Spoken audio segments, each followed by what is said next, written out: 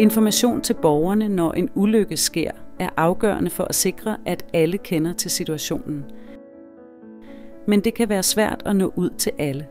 Derfor er det vigtigt at kunne udforme et tilgængeligt budskab og at vide, hvordan man når ud til forskellige grupper af mennesker.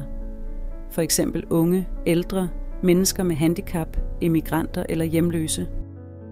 I dag er en af fordelene ved brugen af digitale medier i nødsituationer muligheden for at nå ud til flere sårbare mennesker, så deres adgang til information sikres, og de kan få adgang til hjælp.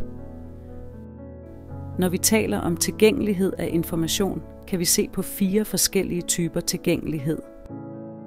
Materiel tilgængelighed, hvilket betyder at kunne få adgang til materielle ressourcer, der kan tilfredsstille grundlæggende behov under ulykker og katastrofer. Fysisk og sensorisk tilgængelighed, som henviser til evnen til at bruge specifikke platforme eller kommunikationssystemer.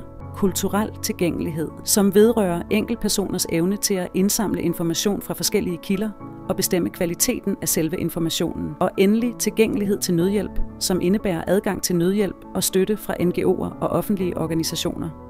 En løsning, der garanterer tilgængeligheden af de oplysninger, du vil dele, er at bruge et enkelt og klart sprog med korte sætninger og eksempler, eller ved at give de samme oplysninger ved hjælp af forskellige medier, såsom videoer, billeder, lyde, ikoner osv.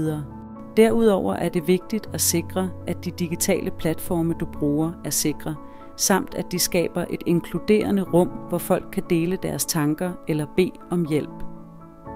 I den sammenhæng kan oversættelse til forskellige sprog være en effektiv og nem måde at inkludere lokale mindretal på. Når det drejer sig om tilgængeligheden til information, kan misinformation være en alvorlig trussel. Af denne grund bør du benytte et system, der kan hjælpe til at identificere falske nyheder. Lær mere på Links Community Center.